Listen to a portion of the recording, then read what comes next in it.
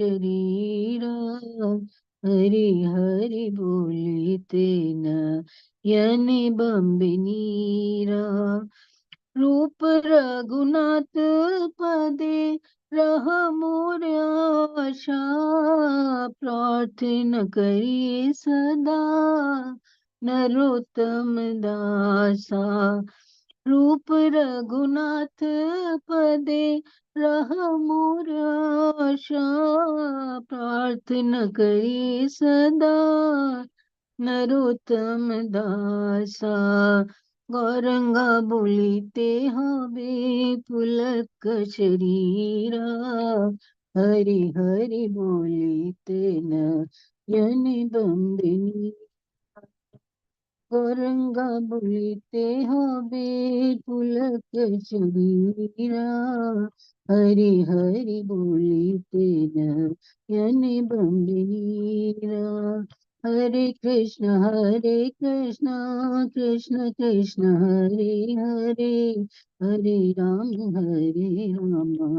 राम राम हरे हरे। हरे कृष्ण कृष्ण कृष्ण हरे हरे, हरे राम राम राम हरे हरे। हरे कृष्ण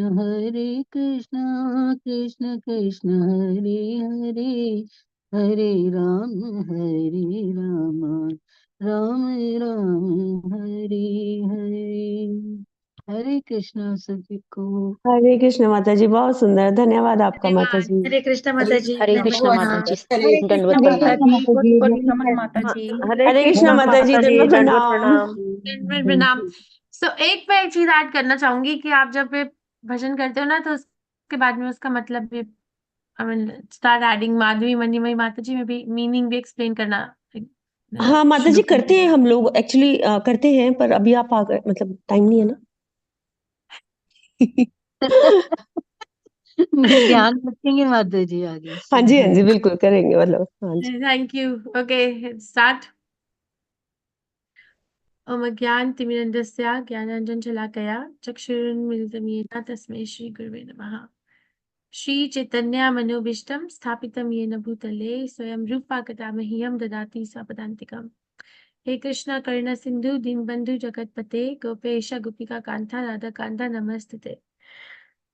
तप्त कांचन गौरंगी राधे वृंदावनेश्वरी पुष्पाणि देवी प्रणमामि हरिप्रियै।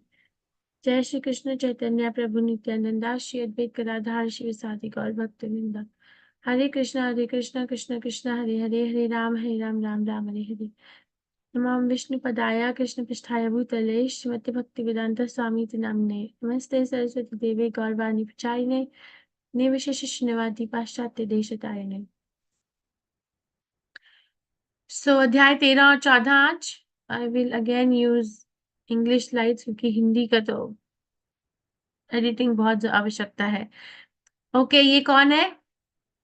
कौन है ये? श्री श्री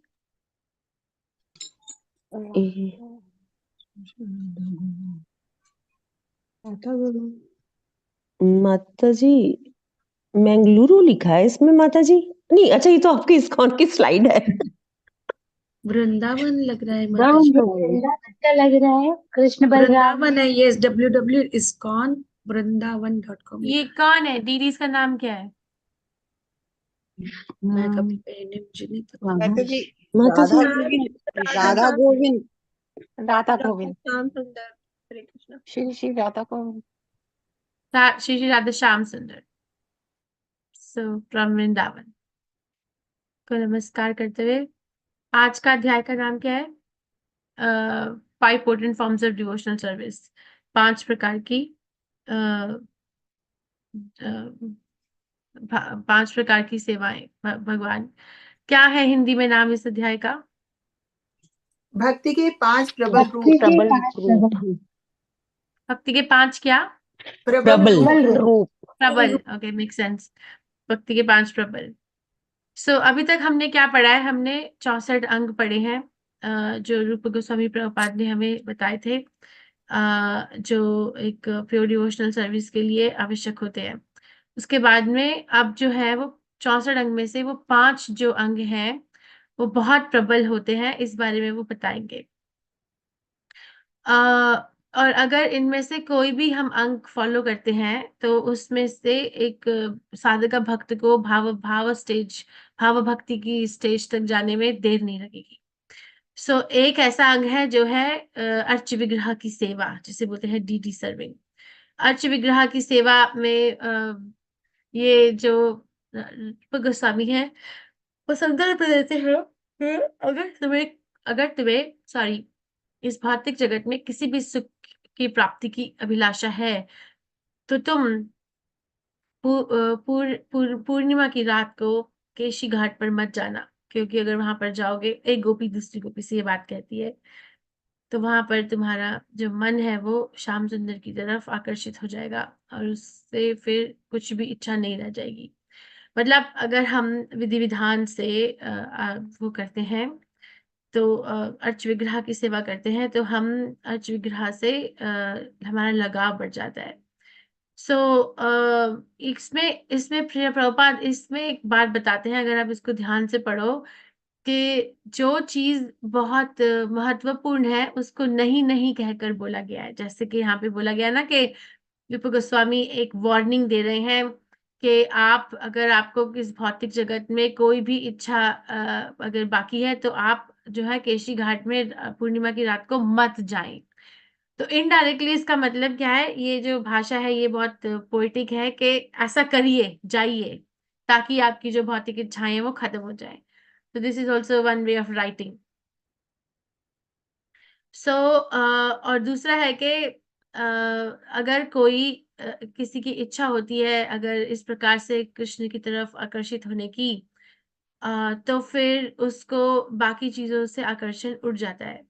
और ये एक भाव भक्ति स्टेज का निशानी है। जैसे हम 5वें स्कंद श्रीमद् भागवतम में पढ़ते हैं कि जब भरत महाराज पूरे विश्व के राजा थे, एक ही झंडा होता था, पूरे विश्व के राजा थे, पर उनका आकर्षण कृष्ण की तरफ इतना बलवान था कि सुखदेव गोस्वामी ऐसा बोलते हैं कि जब उन्होंने ये निर्णय लिया कि अब मैं ये राज्य छोड़कर कृष्ण भक्ति में लीन होने का संकल्प करता हूँ, तो उसका जो तुलना है सुखदेव गोस्वामी ने किस प्रकार से वो उठे और चले गए अपने राज्य से। अपने उन्होंने लिखा है कि वहां पे कि बहुत आलीशान महल था, बहुत अच्छी उनकी पत्नी थी और बहुत आरामदेह जीवन था, बहुत ऑपुलेंस था, पर वो इस प्रकार से उठकर जग गए जैसे कोई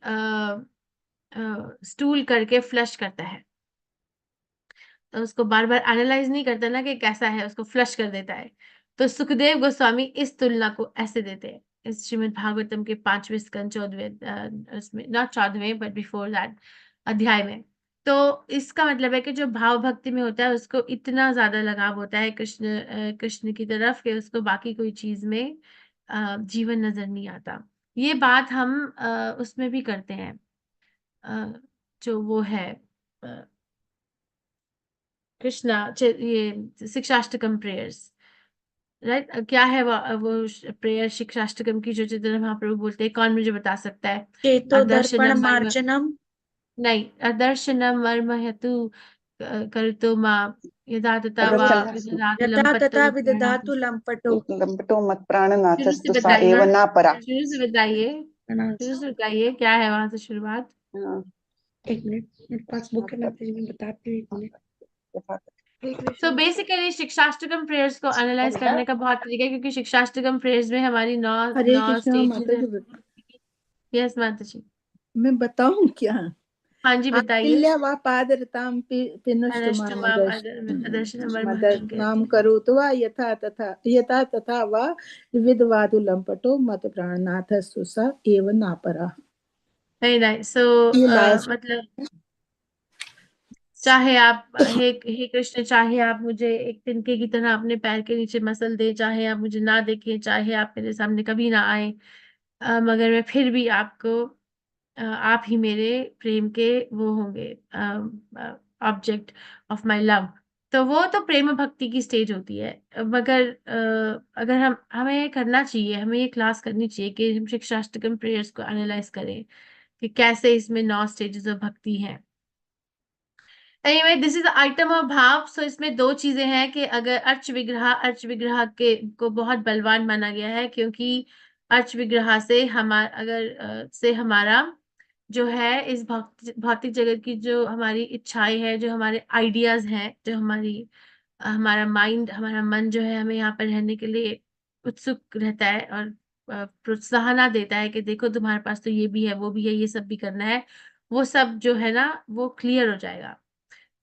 और जो है मन, उसमें जो कृष्ण भावनामृत है वो पूरी तरह से स्थापित हो जाएगा। इसका श्रील प्रभुपाद इसमें बोलते हैं कि इसीलिए हर गृहस्थ को अपने घर में अर्च विग्रह की स्थापना करनी चाहिए और साथ में मिलकर उनकी सेवा करनी चाहिए। इस प्रकार से तो गृहस्थों के लिए अर्च विग्रह की सेवा करने का बहुत बड़ा महत्व बताया गया है इसमें। इस प्रकार से जो गृहस्थ है उनका, क्योंकि उनके पास में जो है वो एंजॉय करने के लिए एसेट होता है ना।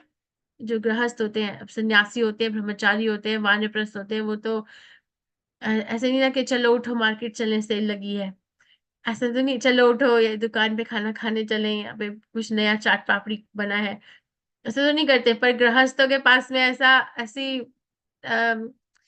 10वें स्कंद के 9वें अध्याय में नारद मुनि जो है वो इस बारे में बात करते हैं कि उसको मनी, अर्थ में कितनी कितनी बलवंता होती है कि वो हमारे जो वो है सेंस ऑब्जेक्ट्स, इंद्रिय तृप्ति के जो भोग करने के जो चीजें हैं, उसको हम कैसे पकड़ के अपनी इंद्रियों को देना चाहते हैं। पकड़ लो दे दो, पकड़ लो दे दो, राइट। आजकल पूरी दुनिया में यही तो हो रहा है, कैपिटलिस्टिक मार्केट ही तो है। जैसे अभी यहाँ पर अमेरिका में, आई डोंट नो इंडिया में भी ऐसा चल रहा है अभी कि नहीं, इंडिया में दिवाली पे ज्यादा होता होगा, यहाँ पे क्रिसमस पे भरी हुई है दुकानें।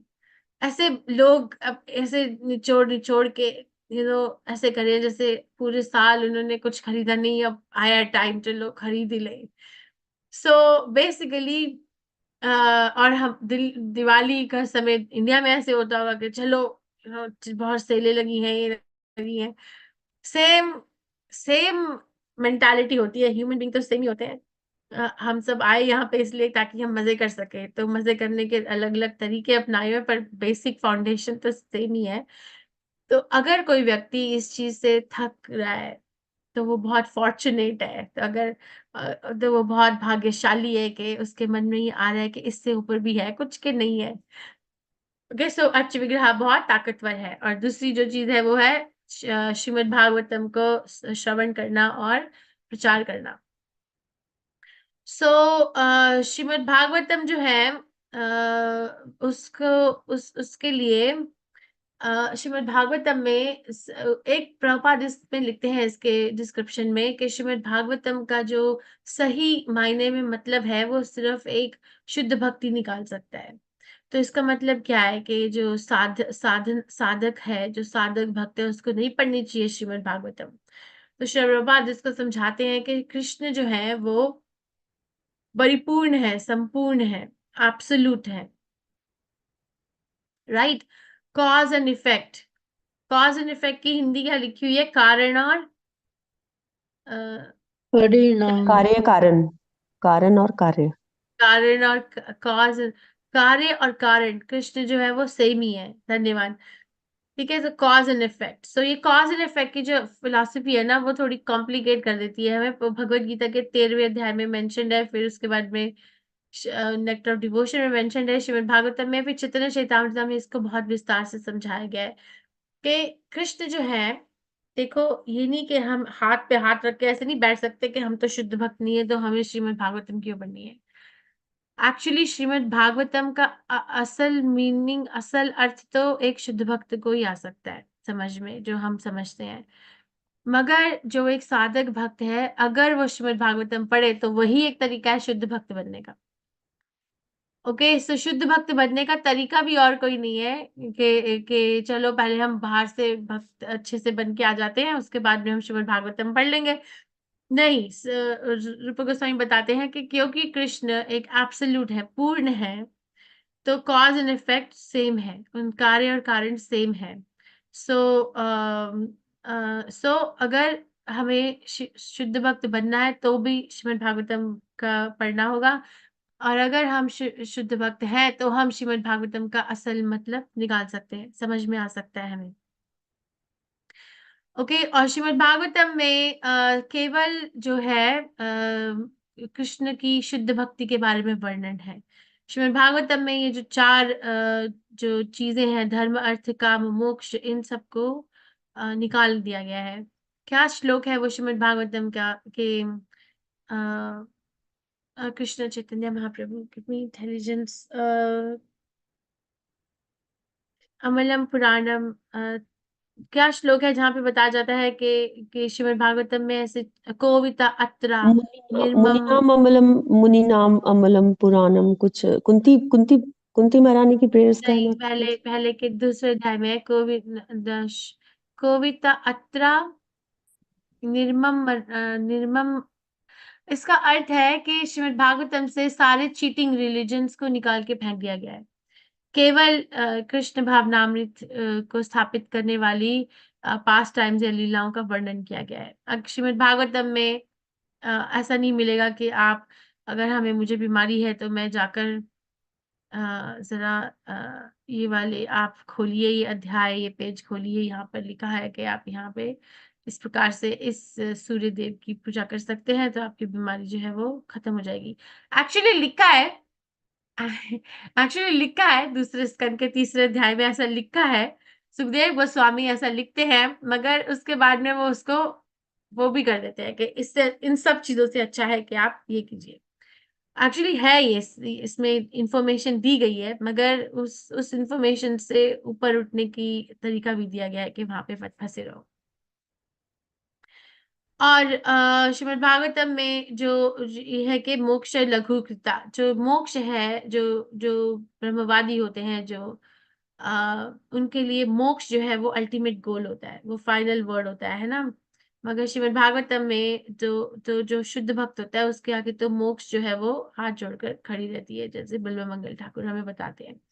तो मोक्ष जो है वो भी निकाल कर फेंक दिया गया है कि हमें मोक्ष नहीं चाहिए, हमें कृष्ण की शुद्ध भक्ति चाहिए। मोक्ष के बाद की बात है ये, मगर बहुत से लोग वहां धर्म अर्थ कर्म मोक्ष में ही फंस जाते हैं, उसके आगे। तो हम बहुत भाग्यशाली है एक्चुअली कि हमारे पास ये सब इंफॉर्मेशन है। और फिर अब जो शुद्ध भक्त है उनके साथ में संग करने के को तीसरे पॉइंट कहा गया है रूप गोस्वामी ने। जो शुद्ध भक्त होता है वो कृष्ण को दे सकता है। कृष्ण जो है खुद ही बोलते हैं कि मैं अपने भक्तों की प्रॉपर्टी हूँ। हम कृष्ण को कृष्ण से मांगने जाएंगे तो नहीं भी मिल सकता है। इसीलिए अर्जुन को कृष्ण ने कहा भगवत गीता में कि तुम ये बात को ऐलान करो कि मेरा भक्त कभी भी विनाश नहीं होता, न मे भक्त्या विनश्यति, राइट। तो ये बात उठती है वहां पर कि कृष्ण ने खुद बात ये क्यों नहीं कही, अर्जुन से क्यों कहलवाई। खुद भी तो कह सकते थे ना कि मेरा भक्त जो है वो कभी विनाश नहीं होता। जैसे कौन्तेया प्रतिजानीहि न मे भक्त्या प्रणश्यति, कौन्तेया प्रतिजानीहि क्यों बोला, तो उसमें हमारे आचार्य हमें ये समझाते हैं क्योंकि जो है कृष्ण जो है वो कभी कभी अपनी बात नहीं भी रखते, अब वो संपूर्ण है, रखे ना रखे, पर अगर उन्होंने अपने भक्त के शुद्ध भक्त के मुख से ये बात का ऐलान किया तो उनको रखना ही पड़ेगा, राइट। और हम जैसे देखते हैं कि अभी हमने दामोदर मंथ में देखा कि जो मदर यशोदा है वो नित्य सिद्ध भक्त हैं, शुद्ध भक्त हैं, उनके अंदर कोई और चीज का कोई मिश्रण नहीं है। तो वो किस प्रकार से उन्होंने कृष्ण को बांध लिया, उसमें नारद मुनि बोलते हैं कि ऐसा जो योग है, ऐसा जो सौभाग्य है, ये तो ना लिभिरे ना लिभिरे ना लिभिरे, ब्रह्मा को भी नहीं मिला, शिव जी को भी नहीं मिला, लक्ष्मी को भी नहीं मिला, सिर्फ यशोदा को ये सौभाग्य मिला कि वो भगवान को बांध सके और बांध कर खड़ा कर सके, खड़ा रखेगी उनको। सो जो अगर हम ऐसे शुद्ध भक्तों के साथ में अपना संग करते हैं तो हमारे लिए जो दरवाजे हैं वो खुल जाते हैं, क्योंकि उनके पास में बहुत लौल्य होता है, राइट। ये बात मैं बार बार पूछ चुकी हूँ, आई थिंक इस कक्षा में भी, कि क्या मूल्य है कृष्ण भक्त बनने का।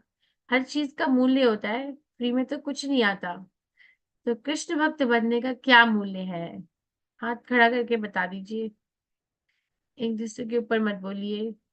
क्या मूल्य है? आपको क्या मूल्य देना पड़ेगा कृष्ण भक्त बनने का, शुद्ध भक्त बनने का?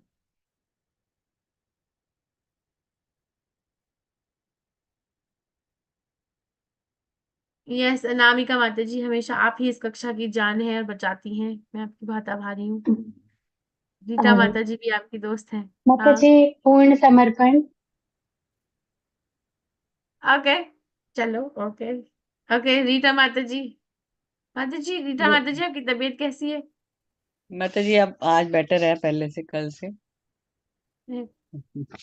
माता जी भक्ति भक्ति और पूर्ण सेवा भगवान की। अच्छा, थैंक यू, थैंक यू। चलो, I am happy that somebody said something. Swarup Goswami कहते हैं, एक लास्ट चांस दे रही हूँ, कोई और बोलना चाहे तो। इस कक्षा में अभी दोपहर में आप लोग खूब सारा खाना खाकर बैठते हैं, तो मैं माँ समझ सकती हूँ कि सबको नींद आती है। यस, राखी अग्रवाल माता जी। माता जी सब कुछ कहना चाहिए माता जी, रिश्तेदार भी सब कुछ कृष्ण भावना में लगे, तो माता जी सभी कुछ छूटता जा रहा है। इच्छाएं कहना चाहिए, इच्छाएं हमारी, पूरा संसार ही छूट रहा है, सिर्फ भगवान ही एक हाथ में कहना चाहिए। हरे कृष्ण माता जी। धन्यवाद माता जी, थैंक यू। नीता ग्रोवर माता जी। हरे कृष्णा माता जी हमारा भी वही है कि पूरी तरह से समर्पण करना अपना, यानी कि भगवान की सेवा में लगे रहना और उनकी ही इंद्रियों की तुष्टि के लिए हमें अपने आप को पूर्ण रूप से समर्पित कर देना। धन्यवाद माता जी, धन्यवाद, वेरी नाइस। माधवी मणिमयी देवीदासी। माता जी आपका प्रश्न क्या है? क्या मूल्य है कृष्ण भक्ति का? क्या मूल्य पे करोगे आप? माता जी प्रेम। वो, चलो ठीक है, फिर धन्यवाद। अर्चना मांजरेकर माता जी। अर्चना माता जी, आप अपने आप को म्यूट कर लीजिए। हाँ, माता जी मणि माता जी ने बोल दिया, प्रेम ही बोल रही थी मैं, अथाह प्रेम भगवान के प्रति और पूर्णतः धन्यवाद, समर्पण। धन्यवाद माता जी, बहुत अच्छा, very nice, thank you everyone. पर रूप गोस्वामी प्रभुपाद और कृष्णदास कविराज गोस्वामी का कुछ उत्तर अलग है, तो मैं बता देती हूँ कि वो क्या कहते हैं। वो कहते हैं, तत्र लौल्यम एक मूल्यम। लौल्य मतलब होता है अ, अ, लालच, बहुत ज्यादा लालच, सिर्फ लालच नहीं, बहुत ज्यादा लालच। सो मूल्य एक मूल्यम, तो क्या है मूल्य कृष्ण भक्त बनने का? कि तुम्हारी कितनी लालसा है, बहुत लालसा, इंटेंस ग्रीड।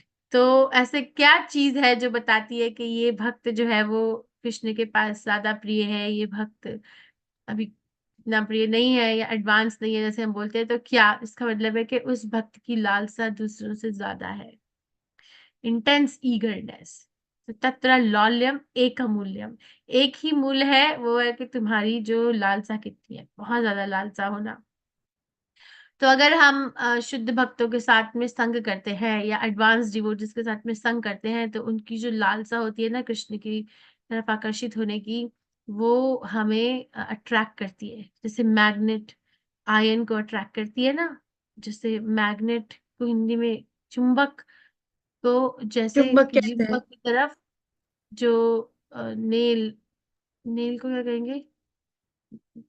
नेल को हिंदी में क्या कहेंगे? कील, हाँ, कील। कील जो है वो खिंच के जाता है ना, रोक नहीं पाता, उसी प्रकार से।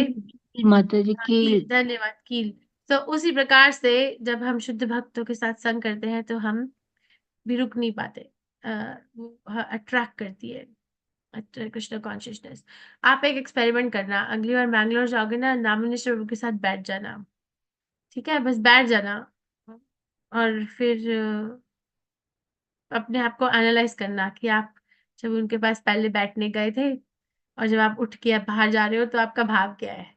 तो आपको उत्तर मिल जाएगा मैं क्या कह रही हूँ। सो यस माता उसमें जी। एक लक्ष्य होता है, लक्षण होता है कि जो एक व्यक्ति, एक भक्त जो है वो भाव भक्ति पे स्थापित है, वो है कि अव्यर्थ कालत्वम।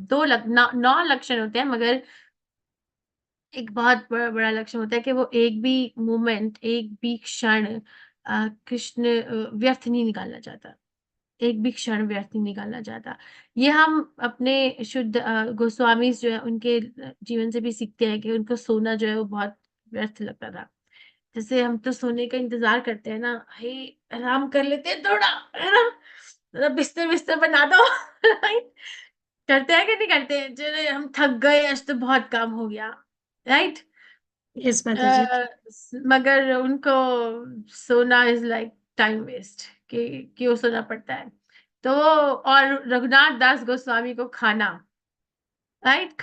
उनको खाने में कि वो धीरे करके उन्होंने क्या कहाँ ख़त्म कर दिया कि 1 चम्मच मक्खन, वो भी एक एवरी सेकंड डे खाना, क्योंकि उनको लगता था कि ये एक अपने शरीर को बर्डन देना है और बर्डन दो कि ये भी एक काम करो, क्यों ना मैं इस शरीर को कृष्ण भक्ति में इस्तेमाल करूँ। ऐसे कॉपी मत करो, कॉपीराइटेड है उनके वो, मगर ये this is what it takes to become a devotee of Krishna, कि बाकी सारी चीज़ें जो है वो व्यर्थ का लात्वम, एक क्षण भी जो है वो खोना नहीं चाहते कृष्ण की सेवा में। ओके, तो अभी तक हमने क्या पढ़ा कि अर्च विग्रह, फिर हमने पढ़ा श्रीमद् भागवतम का प्रचार और श्रवण करना, फिर हमने पढ़ा कि जो शुद्ध भक्त हैं उनके साथ में संग करना, फिर है हरिनाम का संकीर्तन करना। हरिनाम का संकीर्तन जो है उससे हमारे जो हृदय में जो भी अटैचमेंट है, स्ट्रिंग्स है कि स्ट्रिंग्स ऑफ अटैचमेंट, जैसे कि तार जो हमारे जुड़े हुए हैं ना हमारे मन के इस भौतिक जगत से, वो हिल जाते हैं। बहुत स्ट्रॉन्ग कॉर्ड्स होती हैं। जैसे आपने कोई अगर गिटार देखा है, सितार देखा है, तो उसकी जो कॉर्ड्स होती हैं, जो उसकी तारें होती हैं, उसपे अगर आप बार-बार हाथ लगाओ तो वो उँगली कटनी सी हो जाती है। देखा है कभी? जी माता मेरा जी। भाई बजाता है सितार, तो मैंने उसकी ऐसे-ऐसे टक टक टक टक करके जी देखा माता तो जी। गिटार में भी कटती माता जी ऐसे ही होता है सेम। हाँ, उंगलियां तो वो। वो कुछ नाखून उंगलियों में पहनने के लिए कुछ मेटल से स्पेशल पहनते होता हैं, है ना? हाँ जी माता मेटल जी, हाँ से जी। टक टक वो कर पहनते हैं सो आगे जो कुछ उसकी माता जी बुलाते हैं स्ट्रिंग उसको। आती है, वो जो बजाने सो की स्ट्रिंग आती है बेसिकली वो। आई एम ट्राइंग टू से कि हमारे जो कॉर्ड्स हैं अटैचमेंट के इस भौतिक जगत से, वो हिलना, उनको तोड़ना इतना आसान नहीं होता। मगर जब हम हरे कृष्ण महामंत्र का भजन करते हैं, तो वो जो हमारे अटैचमेंट के कॉर्ड्स हैं ना, वो वीक होने शुरू हो जाते हैं। क्योंकि हमारी अटैचमेंट कृष्ण की तरफ, वो कॉर्ड्स जो हैं वो वहाँ पे स्ट्रॉन्ग होने लग जाते हैं। तो ऐसा ही होता है कि या तो हम अपनी अटैचमेंट यहाँ रख सकें या वहाँ रख सकें, दोनों जगह नहीं हो सकती। अटैचमेंट तो होगी क्योंकि ये तो आत्मा का वो है, नेचर है। मगर अभी हमें देखना है कि हमें कहाँ पे रखनी है, और हम अपने बलबूते पे कर भी नहीं सकते। जैसे श्रील प्रभुपाद एक लेक्चर में समझाते हैं कि अगर कोई कुएँ में डूब रहा है, हाँ, तो फिर वो पानी उसको अंदर खींच रहा है, राइट? पर अगर किसी ने ऊपर से रस्सी फेंक दी, कह रहे भाई तुम डूब रहे हो, पकड़ो इसे, हम बाहर खींचते हैं। तो या तो वो पानी के ज़ोर से नीचे जाता रहेगा या फिर वो रस्सी पकड़ेगा और बाहर आ जाएगा।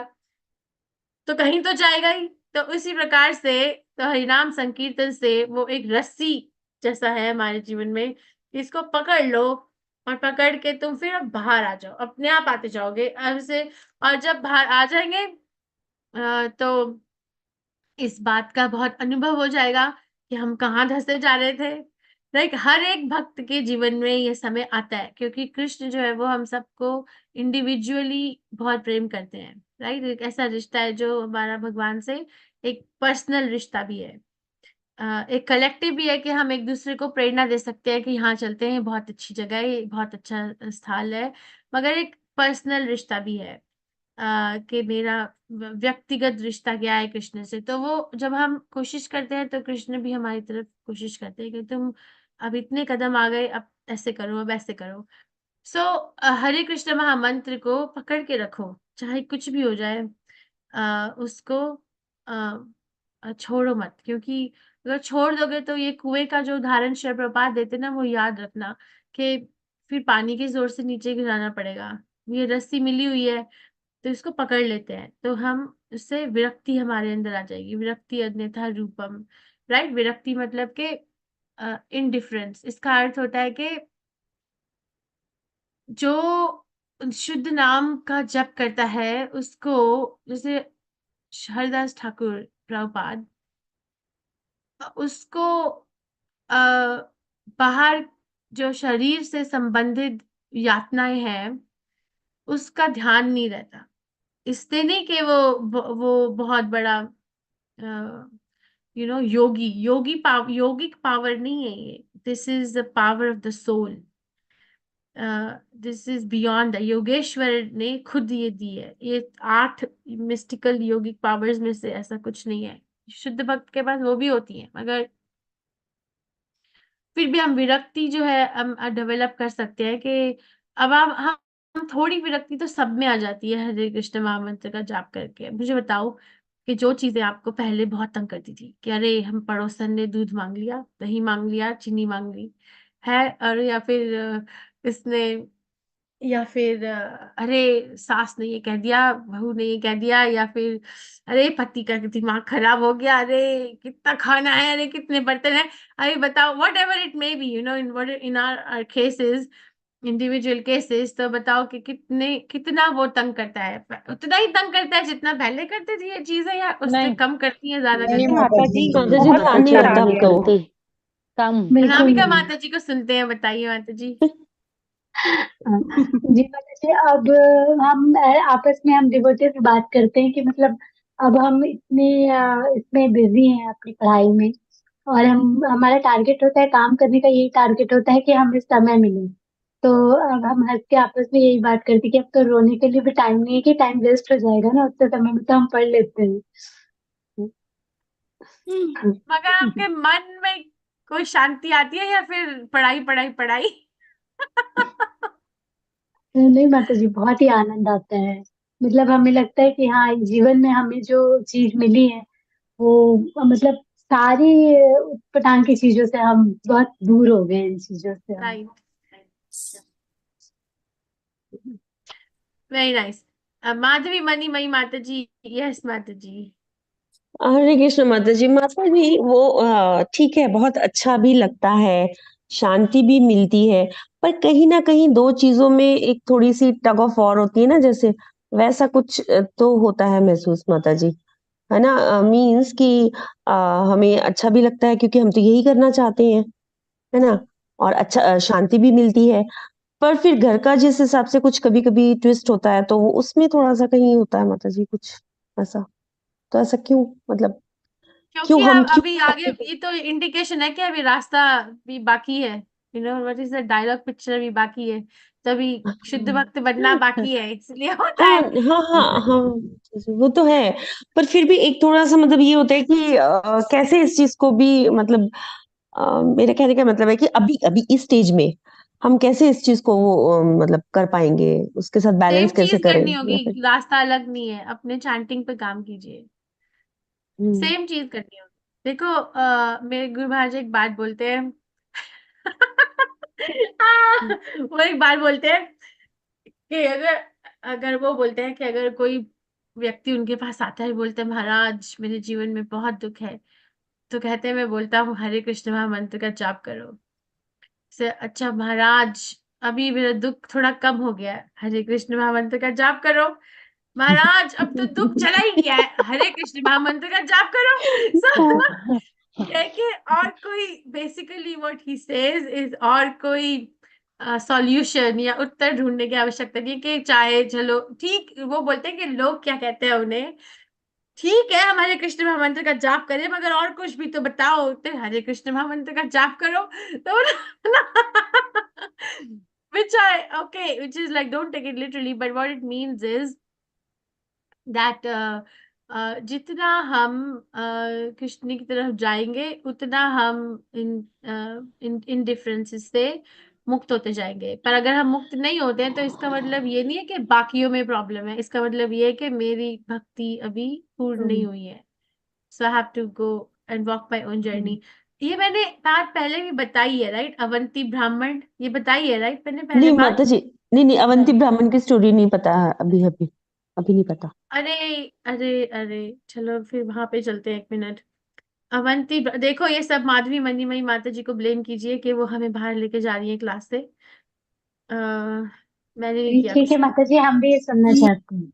अरे फेवर की चीज है माता जी, ब्लेम हम भी कैसे कर सकते हैं माता जी, उन्हीं के थ्रू तो ये सभी चीजें सीखने को मिल रही है, तो उनको तो एक्चुअली थैंकफुल ही होना चाहिए। हरे तो कृष्णा। अवंती ब्राह्मण का एक पास टाइम आता है,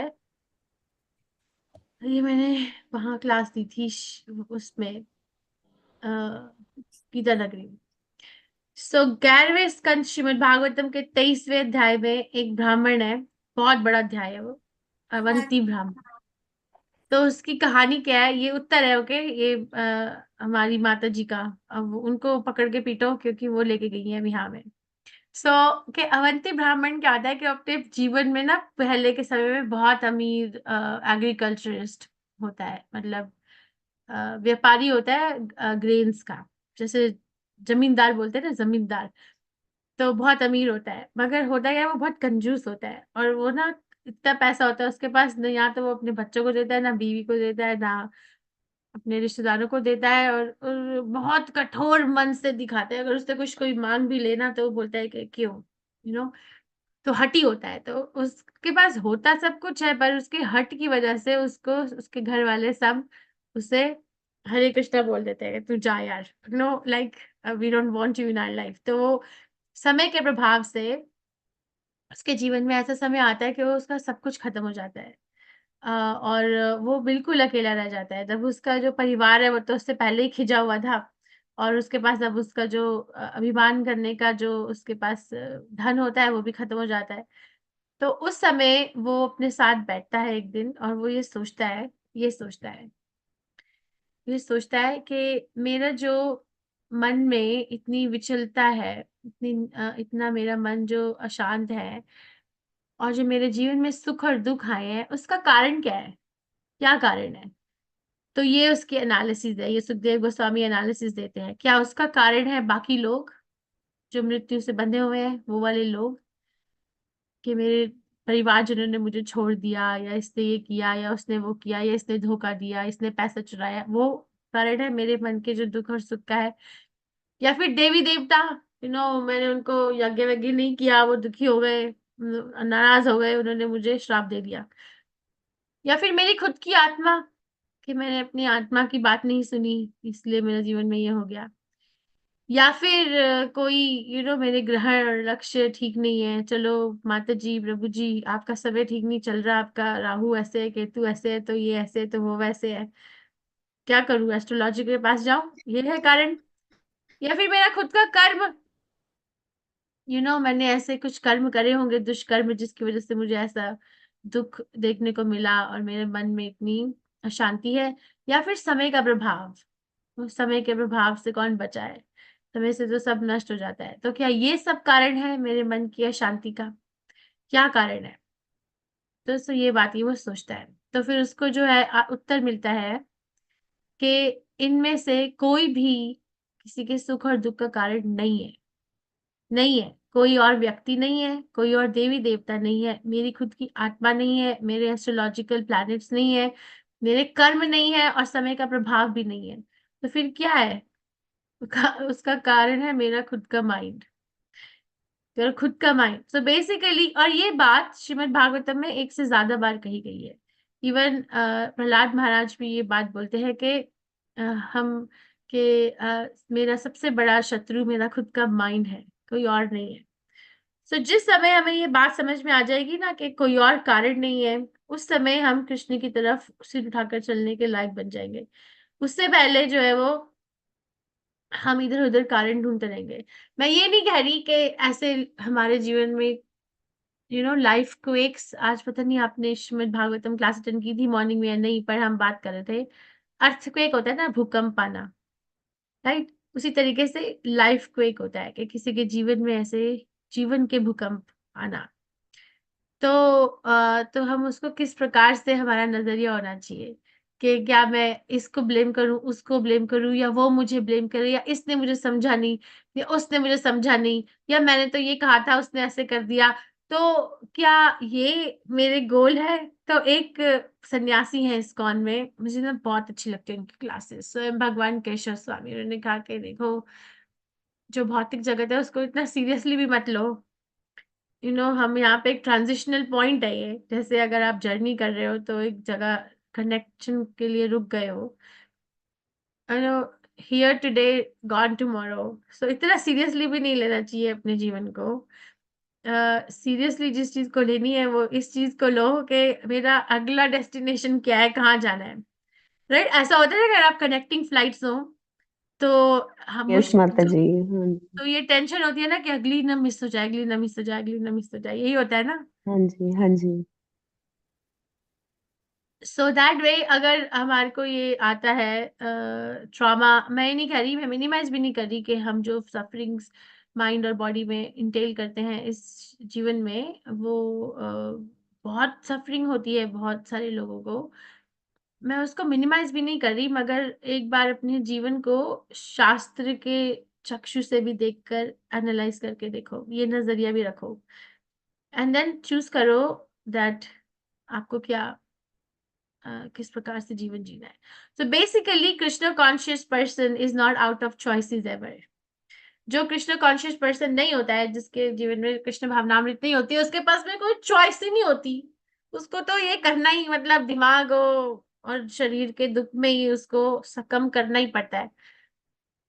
पर कृष्ण भावनामृत में लगा हुआ भक्त के पास में बहुत सारी चॉइसेस होती है। इस प्रकार से भी मैं जीवन व्यतीत कर सकता हूँ। ठीक है, पता नहीं आपका आंसर हुआ कि नहीं हुआ, पर मैंने तो प्रचार कर दिया। यस। नहीं माता जी, हुआ, आंसर तो हुआ माता जी, बिल्कुल हुआ है। पर हाँ, उस पे अमल करना वाकई में अपने दिमाग को कंट्रोल तो नहीं, पर अपने दिमाग को मतलब उस तरह से स्टेबलाइज करना और वो चीजें, वो भी प्रैक्टिस में नहीं है माता जी, है ना। तो थोड़ा सा दिमाग खराब तो होता है। तो अपने आप को फिर वापस इस्टेब्लिश करने की कोशिश करो, किसका नहीं होता है।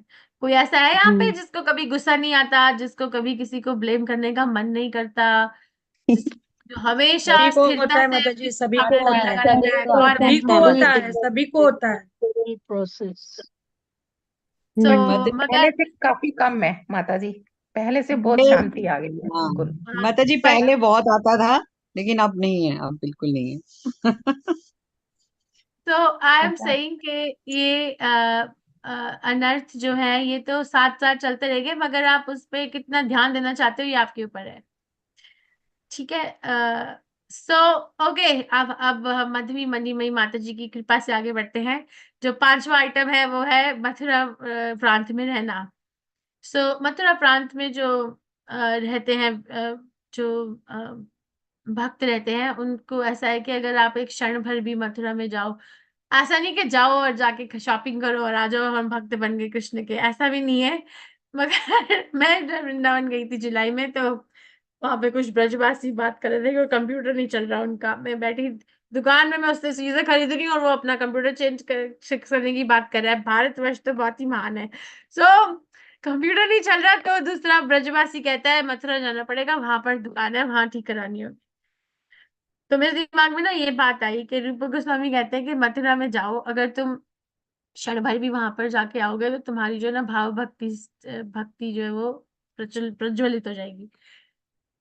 तो अगर मैं कंप्यूटर ठीक कराने जाऊं मथुरा से, तो क्या भाव भक्ति प्रज्वलित हो जाएगी? मतलब आई एम नॉट सेइंग कि मत कराइए, मगर आई एम सेइंग कि आप भाव भक्ति प्रज्वलित तभी होगी। ये नहीं कि आप फिजिकली जाओ और जाके जरा साड़ी वाड़ी खरीदो और यू नो थोड़ा खाना वाना खाओ, मथुरा के पेड़े वेड़े नहीं। किस भाव से जा रहे हैं, किस किस हमारा उनके उसके पीछे हमारा उद्देश्य क्या है, उससे भाव भक्ति प्रज्वलित होती है। ओके, और उससे फिर भाव भक्ति प्रज्वलित होने के बाद में स्वरूप सिद्धि के बारे में वो आगे डिटेल हो जाता है कि हम स्वरूप सिद्धि जो है वो हमें नजर आने लग जाती है, और स्वरूप सिद्धि जो है वो भाव भक्ति स्टेज का एक लक्षण है। और शिव प्रभुपाद जो है हमें बताते हैं कि एक्सपर्टीज क्या है। शिव प्रभुपाद ने जो international society for Krishna consciousness है, या कृष्ण भाव अंतरराष्ट्रीय कृष्ण भावनामृत संघ है, वो ये 5 प्रिंसिपल्स के ऊपर इस्टेब्लिश किया है। पहला क्या है? अर्च विग्रह। दूसरा क्या है? श्रीमद् भागवतम का आचार और प्रचार। तीसरा क्या है? बोलते रहो भी मेरे साथ, अकेला छोड़ दिया मुझे। मथुरावास, भक्त की सेवा। भक्तों की सेवा। भक्तों के साथ संग, एडवांस डिवोटीज के साथ संग। और चौथा क्या है? हरे कृष्णा कृष्ण मंत्र का महामंत्र का उच्चारण। हरि नाम संकीर्तन। पांचवा क्या है? मथुरावास। मथुरावास। तो ये कृष्ण भावनामृत संघ के, अंतरराष्ट्रीय कृष्ण भावनामृत संघ के अंदर ये पांचों चीजें हैं। ओके, के एक डीडी वर्शिप होती है, श्रीमद् भागवतम क्लास होती है, भक्तों का संग होता है। जैसे हम एक दूसरे के साथ बैठे हुए हैं, कैसे बैठे हैं? अगर प्रभुपाद ने इस्कॉन ही नहीं शुरू किया होता तो हमें ये कैसे चांस मिलता है? और फिर जो है नामनिश्चय प्रभु आप सबको लोड कर करके इधर उधर लेकर जाते हैं, चलिए इधर। या फिर रीटा माता जी अभी जगन्नाथ महाराज के संघ के साथ में जगन्नाथपुरी होके आई। तो ये, या अगर अभी कल मैं रीना गुप्ता माता जी से बात करी थी कि मैं आऊंगी, तो हम इस बार वृंदावन नहीं मिलते। तो बेसिकली एक डिजायर होती है कि नेचुरल डिजायर कि वहां चलते हैं। ओके, सो इस्कॉन जो है वो भाव भक्ति को प्रज्वलित करने के लिए बहुत महत्वपूर्ण है और बहुत फुल्ली इक्विप भी है। फेमिलियर नहीं बन जाना चाहिए कि अरे हम तो कर तो रहे हैं, हरे कृष्ण महामंत्र का जाप ये सब हो तो रहा है, नहीं फिर भी तो आपके अंदर भाव भक्ति प्रज्वलित हो रही है कि नहीं हो रही है? ओके, सो ये है अध्याय 13वां और अध्याय 14वां। कोई प्रश्न है? This is a very interesting chapter. मुझे 14वां अध्याय बहुत अच्छा लगता है। सॉरी 13वां अध्याय, क्योंकि इसमें 5 portent devotion, important aspect of devotional service बताई गई है और उसके बहुत अच्छे उदाहरण दिए गए हैं। और जो उदाहरण दिए गए हैं उससे मुझे पर्सनली बहुत प्रेरणा मिलती है। ओके, लेट्स सी अब जो चैप्टर नंबर 14। ये जो है ना पेंटिंग, इसकी जो ओरिजिनल है ना वो गीता नगरी में है। ओरिजिनल जो पेंट हुआ हुआ है माता जी, बहुत बड़ा।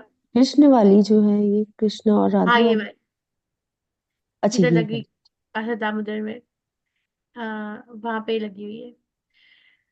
सो आ जाइए फिर गीता नगरी सब लोग, ठीक है। और डिवोशनल क्वालिफिकेशन या भक्त बनने के क्या अब ये भक्ति चर्चा है। भक्ति की पात्रता माता जी। पात्रता, धन्यवाद, क्वालिफिकेशन। सो अभी कनेक्शन क्या है 14वें 15वें 13वें और 14वें अध्याय में? कि 13वें में 5 ऐसी चीजें हैं जो हमें प्रबल बनाती है भक्ति में। और इसमें है कि भक्त बनने की क्या पात्रता है, कैसे बन सकते हो।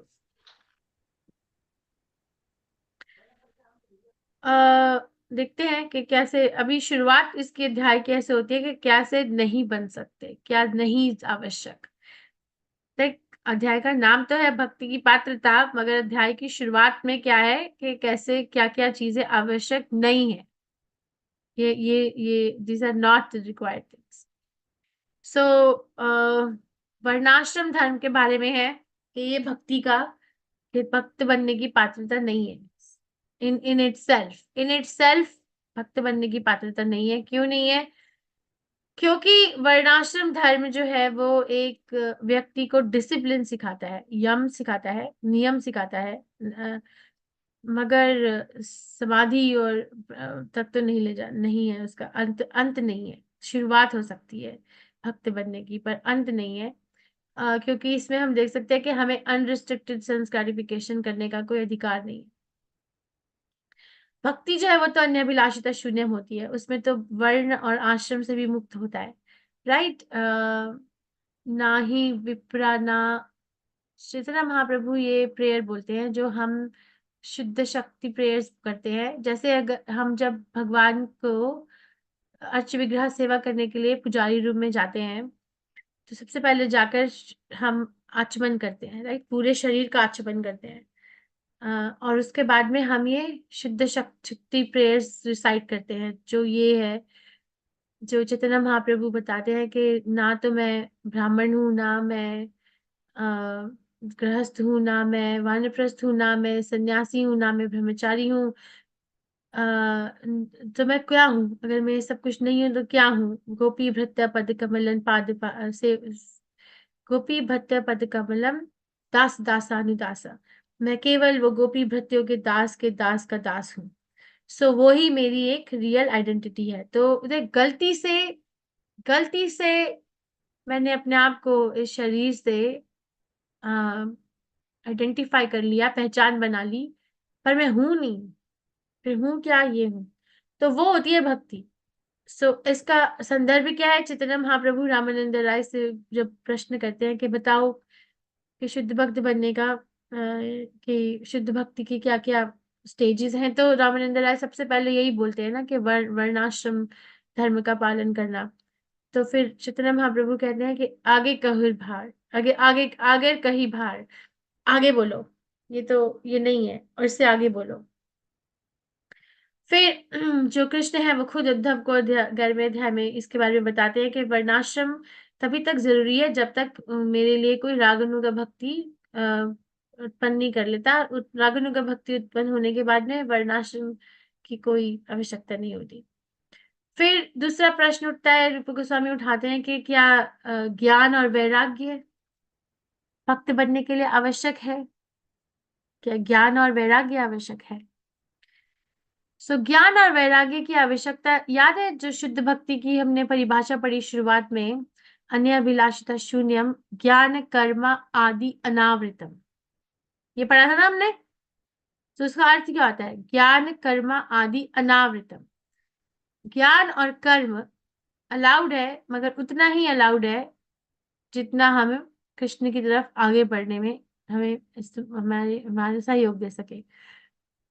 तो ज्ञान और वैराग्य का क्या महत्व है कृष्ण भक्त बनने में? सिर्फ इतना ही महत्व है कि ज्ञान से हम अपनी इंद्रियों को संयम करने में थोड़ा स्ट्रांग हो जाते हैं। जैसे रूप गोस्वामी दूसरे अध्याय में हमें समझाते हैं कि कोई व्यक्ति क्यों कोई गलत काम करता है, क्यों करता है, कोई व्यक्ति गलत काम क्यों करता है। पहली चीज क्या होती है? साइकिल ऑफ सिन में, पाप कर्म में सबसे पहली चीज क्या होती है? क्यों करता है? माता जी, उनकी इंद्रियां अपूर्ण होती हैं नहीं, अज्ञानता सबसे के पहली कारण। चीज क्या होती है इच्छा। रूप गोस्वामी के अकॉर्डिंगली? इच्छा, माता जी, इच्छा। अविद्या। अविद्या माता जी, अज्ञान। अज्ञानता हुई। अविद्या, अविद्या से शुरू होता है कि कोई विद्या मतलब कि ज्ञान नहीं है। ज्ञान से वो हमें विद्या हो जाती है। और कृष्ण जो है वो तीसरे अध्याय श्रीमद् भगवद गीता में भी बोलते हैं, इंद्रियाणि पराणि आहुर इंद्रिया ही परा मनः, राइट? मनस्ते परस्तु बुद्धि। अगर ये सीक्वेंस है, इंद्रियाणि पराणि आहुर मतलब एक मृत शरीर से या मृत चीज से इंद्रियों जो है वो बलवान होती हैं, पर इंद्रियों से भी बलवान मन होता है और मन से भी बलवान बुद्धि होती है। मगर बुद्धि के परे भी परस्तु सहा, बुद्धि से परे भी आत्मा होती है। अगर हम अपने मन पे संयम लाना चाहते हैं तो हमें अपनी जो बुद्धि है उसको इंटेलिजेंट बनाना पड़ेगा। जैसे अगर आपके बैंक में एक चेकिंग अकाउंट होता है, एक सेविंग अकाउंट होता है ना? कि इंडिया में कुछ और होता है यार, मेरा भी है। चेकिंग अकाउंट होता है, सेविंग अकाउंट होता है। चेकिंग और करंट सेविंग अकाउंट होता अकाउंट, है माता जी। माता जी, हाँ एक current account current account and saving और अकाउंट। Saving account. हाँ, तो करंट अकाउंट से चेकिंग ही होगा ना कि अब मतलब उसमें से निकालते जाओ, और saving is you save it, right? उसमें क्या है? उसी प्रकार से अगर किसी व्यक्ति को सेविंग करनी है तो वो करंट अकाउंट में कम पैसे रखेगा, ट्रांसफर करेगा सेविंग अकाउंट में, ताकि वो उसको सेव कर सके। उसी प्रकार से अगर मुझे अपनी बुद्धि को का प्रबल बनाना है तो मुझे अपने मन को कम मन से ऊपर उठना पड़ेगा, right? I have to transfer the desire, have to analyse and have an internal dialogue and change my desires. तो वो कैसे होएगा? जब हम एटलीस्ट मटीरियल लेवल पे, एटलीस्ट जब तक आत्मा का ज्ञान नहीं है तब तक हम बुद्धि को और स्ट्रांग बना सकते हैं इस नॉलेज और इस ज्ञान से। तो इसीलिए भक्त बनने के लिए ज्ञान की आवश्यकता है, पर इतनी ही है। It is not a and in itself. ऐसा नहीं है कि जो अगर कोई बहुत बड़े बड़े श्लोक बोल रहा है या फिर बहुत बड़े बड़े क्लासेस दे रहा है या बहुत बड़े बड़े बुक्स लिख रहा है वो बहुत बड़ा भक्त है, ऐसा नहीं है। You know, you to remove that conception. So क्योंकि ये रूपा गोस्वामी कह रहे हैं, so this is also not an item of sadhana bhakti. Actually ज्ञान और वैराग्य से कभी कभी हमारा जो हृदय होता है वो कठोर हो जाता है, निर्मल होने के बजाय कठोर। क्योंकि एक ऐसा व्यू भी देख सकते हैं कि अरे ये व्यक्ति अपने कर्म बंधनों से बंधा है, ज्ञान के अकॉर्डिंगली तो हम सबको अपने अपने कर्मों का फल ढोना है, तो ये ढो रहा है। पर इसमें कंपैशन का है, यू नो। एक ना नगरी में भक्त है, केशी मर्दान दास। केशी मर्दान जो है ना, वो है तो अमेरिकन साइकोलॉजिस्ट है। तो उसने एक बार एक श्रीमद् भागवतम क्लास दी, उसने ये बात उठाई। उसने कहा कि हम ना ये सोचेंगे कि जैसे कि कोई लोग हैं, जैसे चर्च में ब्रदर्स होते हैं या फिर हमारे इस्कॉन में डिवोटीज हैं, तो हम ये सोचेंगे कि अगर कोई बाहर मतलब व्यक्ति अपने जीवन में संघर्ष कर रहा है, तो हम उसके प्रति उस इस पर्टिकुलर जो भगवान को मानता है व्यक्ति, उसके मन में बहुत उसके लिए प्रेम उभरेगा। सोचेंगे कि नहीं सोचेंगे ये प्रेम उभरेगा? जी माता जी। जी जी माता जी। यस यस माता जी, हाँ जी। तो उसने कहा कि एक बार साइकोलॉजी में सर्वेज हुए, के उन्होंने सर्वेज भेजे कि कंपैशन के क्वेश्चंस इन चर्चेज में, अमेरिका में डिफरेंट डिफरेंट चर्चेज में एक सर्वेस पोस्ट किए गए और फिर उनका रिजल्ट एनालाइज किया गया कि कंपैशन के पर्टेनिंग क्वेश्चंस थे। तो उसका इंटरेस्टिंगली, सरप्राइजिंगली, और ये क्वेश्चंस कंट्रोल क्या था, जो इन भगवान को नहीं मानते, जो मतलब मानवता की सेवा को मानते हैं। तो एक उन्होंने सेट ऑफ क्वेश्चंस पोस्ट करे चर्चेस में, और एक उन्होंने सेट ऑफ क्वेश्चंस भेजे जो रेगुलर आदमी, जो भगवान का उतना नहीं है। तो उन्होंने रिजल्ट एनालाइज किए, तो इंटरेस्टिंगली उन्होंने रिजल्ट क्या देखा कि जो चर्च में या भगवान के से घर में जो व्यक्ति रहते हैं, उनका एक्चुअली हृदय कठोर है। they don't have as much compassion as you would expect interestingly जो मानवता को मानते हैं, they answered the questions more logically। so इधर एक्चुअली हमारा हृदय बहुत कठोर भी हो सकता है अगर हम सिर्फ ज्ञान और वैराग्य पे ध्यान दें। क्यों? क्योंकि हम उस नॉलेज को अप्लाई नहीं करना चाह रहे। हम उसको अगर हम भगवत गीता को ना अपने पॉइंट ऑफ व्यू से देखकर एनालाइज कर सकते हैं। जैसे मैं आपको 2 उदाहरण देती हूँ। एक है कि अर्जुन जब उसको पहले अध्याय में विषाद हो रहा था और उसके हाथ से गंडीवा बो फिसल गई और उसकी आंखों में आंसू आ गए और उसको एकदम समझने की उसकी क्षमता चली गई, उसके हाथ कांप रहे थे। तो इस तरीके से भी देखा जा सकता है कि उसका जो हृदय है वो बहुत निर्मल है। मगर एक एनालिसिस ये भी है कि दुर्योधन, कृष्ण ने कहा कि तुम तो ये सोच रहे हो कि तुम्हारा तो हृदय निर्मल है, मगर जो कौरव है, अगर तुम इस युद्ध से उठकर भाग गए तो वो क्या सोचेंगे कि तुम्हारा हृदय बहुत निर्मल है या तुम बहुत डर गए हो? क्या सोचेंगे बताइए? डर गए, डर गए। डर गए, डर गए। डर राइट। गए। सो राइट, थैंक यू। सो इसलिए तुम इस सिम्टम को, को ऑल इन ऑल मत समझो कि तुम्हारे जाने से जो है वो तुम्हारे पीछे तुम्हारी हार लेके आएंगे कि बहुत धन्यवाद तुमने युद्ध नहीं किया, अगर तुम युद्ध कर लेते तो हम तो कहीं के ना रहते, चलो अच्छा है तुमने यहीं पे ही प्रॉब्लम सॉल्व कर दी। ऐसा कुछ नहीं होने वाला।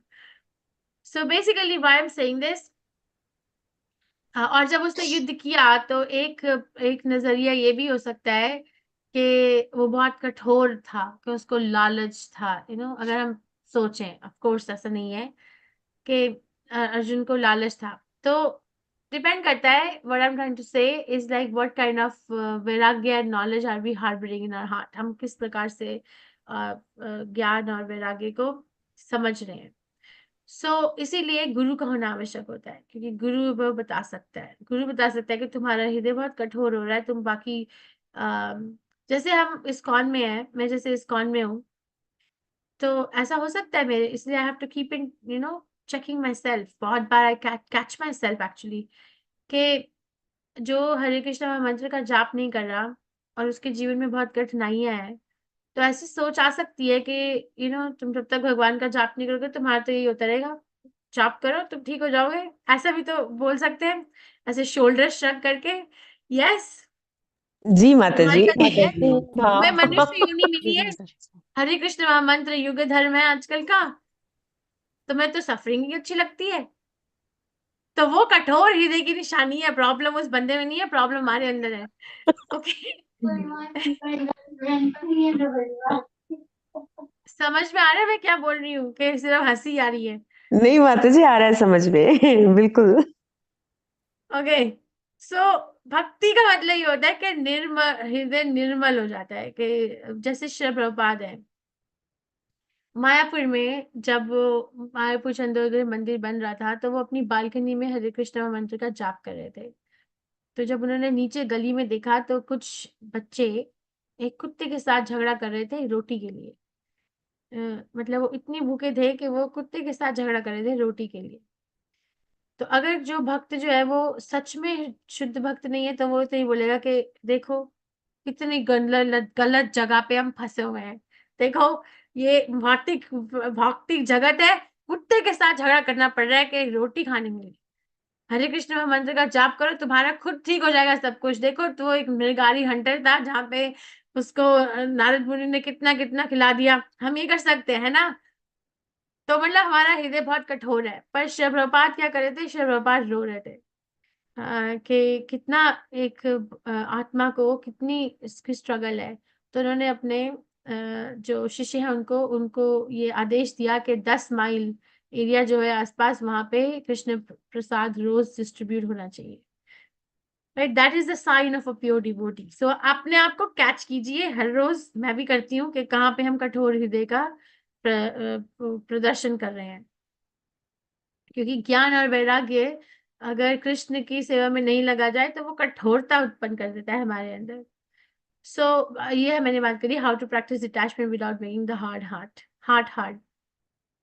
ओके, सो जो कोई सफर करता है उसको वहीं पर मिलने का प्रयास कीजिए। ऐसा नहीं कि अरे तुम सफर कर रहे हो भगवान का नाम लो, नहीं लेते तो चलो ठीक है हरे कृष्णा, किसी जीवन में तुम्हारा भी समय आएगा, तुम्हारे अंदर सुकृति नहीं।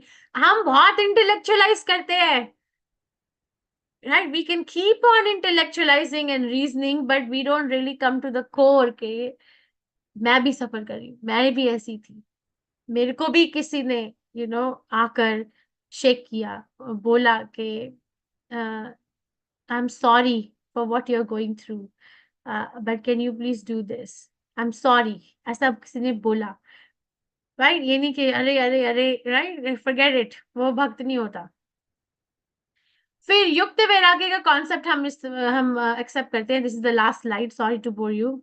युक्त वैराग्य में क्या है कि हम जो चीज या जो वस्तु कृष्ण की सेवा में इस्तेमाल की जा सकती है हम उसको छोड़ते नहीं है। जैसे प्रभुपाद इस अध्याय में लिखते हैं कि हम उनसे बार बार पूछा जाता है कि आप तो सन्यासी हैं, आप तो इस जगत में सब कुछ छोड़ने वाले हैं, तो मगर आप प्लेन्स में क्यों उड़ते हैं, आप टाइपराइटर क्यों इस्तेमाल करते हैं, आप डिक्टाफोन क्यों इस्तेमाल करते हैं, या फिर अगर हम अभी बोलें तो हम अपने अपने घरों में इंटरनेट लगा के कंप्यूटर पे या फोन पे क्यों बैठे हैं। ये युक्त वैराग्य प्रिंसिपल है, क्योंकि जो चीज हमें कृष्ण भावनामृत में आगे ले जाने में हमारा सहयोग देती है उसको करना चाहिए इस्तेमाल। ओके, पर्सनल सेंस क्लैरिफिकेशन के लिए नहीं कि चलो अच्छा अब मेरे को प्लेन मिल गया तो मैं थोड़ी उसमें बैठकर वाइन भी पी लूं, आराम भी कर लूं, थोड़ी पिक्चर विक्चर भी देख लूं, थोड़े ऐसे कर लूं। Right, not for that but what is the purpose.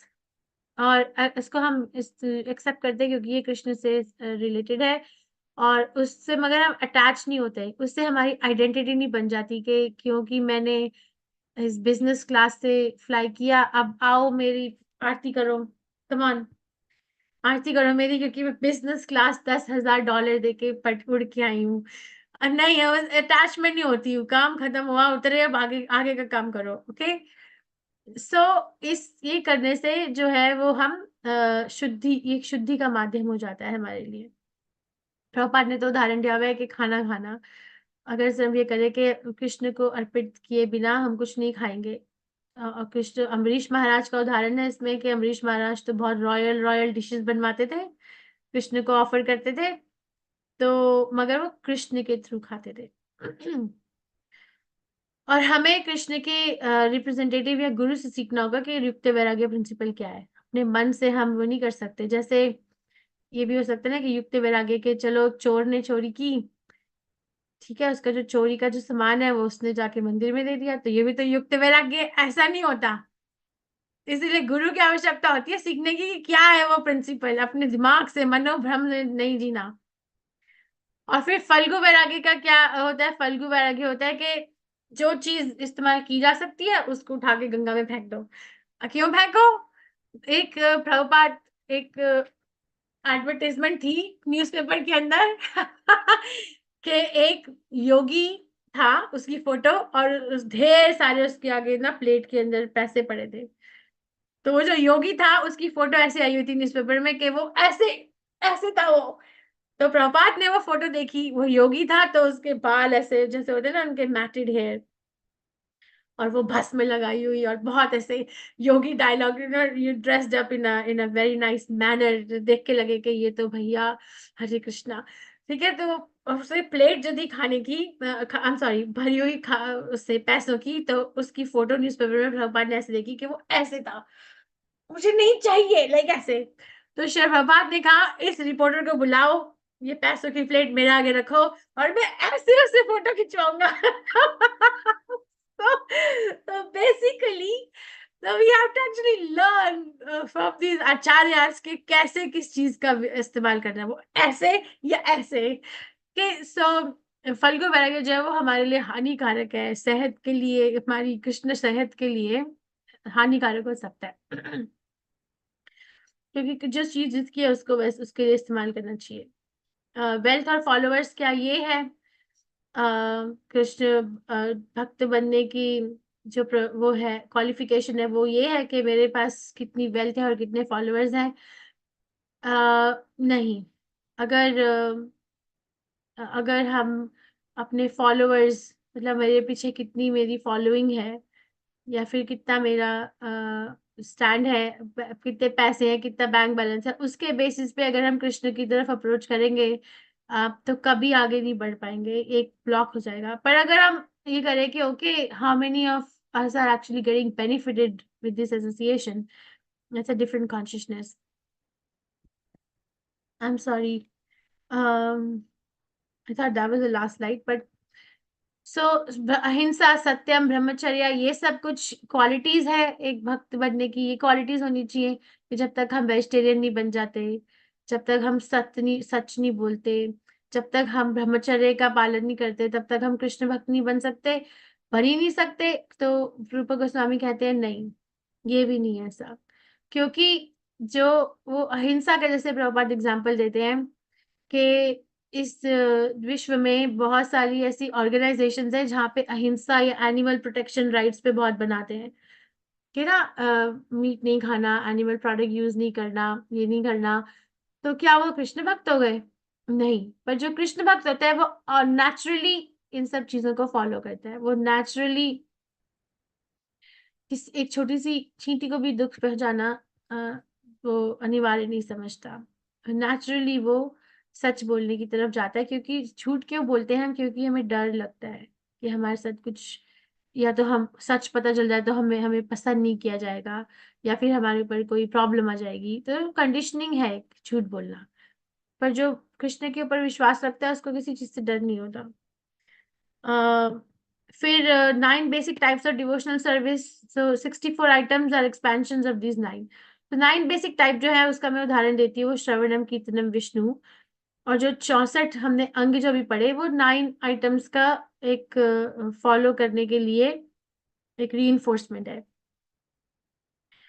तो ये जो 9 basic type of devotional service है, ये क्वालिफिकेशन होती है।